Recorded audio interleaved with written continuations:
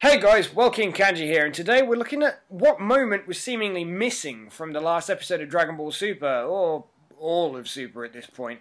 But why specifically it would have been so much more of an amazing scene had this been implemented. And that moment is Trunks meeting Bra, the sister that he never got in his timeline. And of course, it looks like the chances are even less of that happening now in his timeline.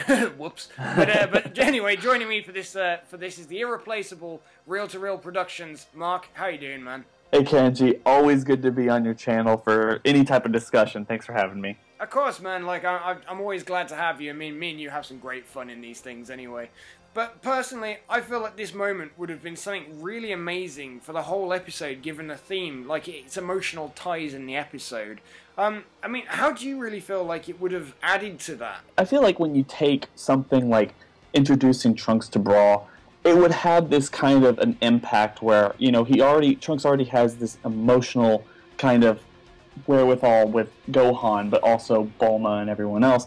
But obviously we're focusing on Gohan in this episode quite heavily.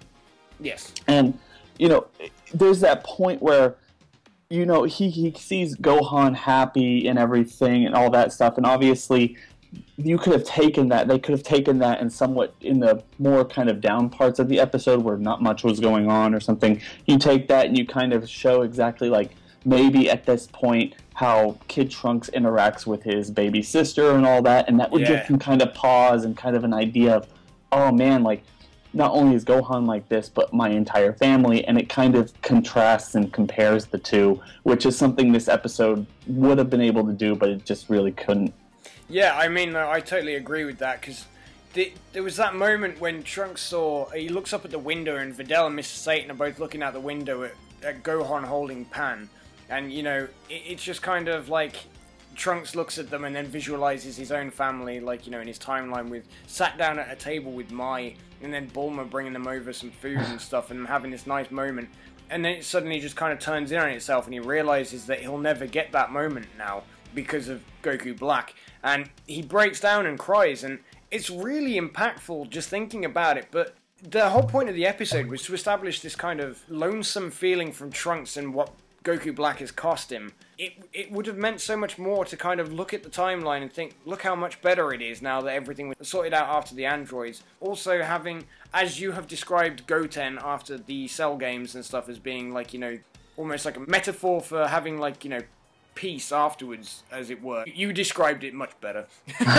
Oh, the fact of the matter is, at least around the Buu arc, Goten was that embodiment of what he fought and died for against Cell or the androids or anyone, and actually went back and saved his future of all the sacrifices made, not only by him, but everyone else in that future timeline and in the present timeline, was kind of embodied in Goten, and that innocence and that pure kind of curiosity of a young child that was not just like a copy and paste of the original Goku from Dragon Ball, but also that's the vibe they were going for.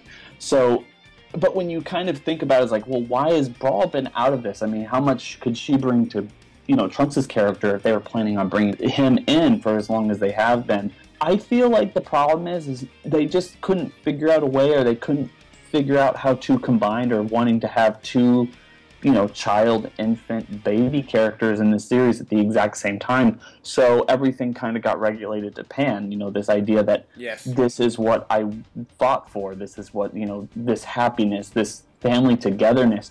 And at the same time, it just, because of that, they really had to just push off Brawl and Goten and everyone else from the series just so Trunks can have this emotional moment. And it makes a whole lot of sense because obviously Trunks is very, very emotionally connected to Gohan, especially when they start using footage from the History of Trunks special, or reanimating it. But it is a kind of a letdown because obviously the immediate idea in his life right now is his mother. I mean, he just saw his mother die. If he can see that not only is his mother having born another child, plus how his younger self interacts with that particular person and everything, I mean, I feel like that would have been more emotionally connected. But obviously they've been writing Gohan off, and they wanted to at least kind of give him something. Yeah, no, I agree. I also think to add something else into what you touched upon was also the fact that Bulma has been such a relevant character in this entire series so far, which is something that I don't think many of us expected to be the case when we were expecting Super. But due to that, I do wonder if they worry about what kind of publicity it will give to have Bulma being pregnant while she was doing all this stuff. I do wonder if they decided, well, we really want Bulma to be a big part of this, so we can't make her pregnant for it. So, you know, I do wonder if that's had any implications on it. But to wrap things up, I mean, do you personally feel that Trunks should have met Bra in that episode? I feel like yes, in terms of that. But from what we've already described, Pan is just basically taking the brunt of that emotional impact, along with Gohan, and with the importance that Gohan is to Trunks, or Trunks is to Gohan, then it's fine. And plus, I have a feeling, or we kind of have a feeling, that Bra is being saved for the end of this arc, if she's going to be introduced at all, so...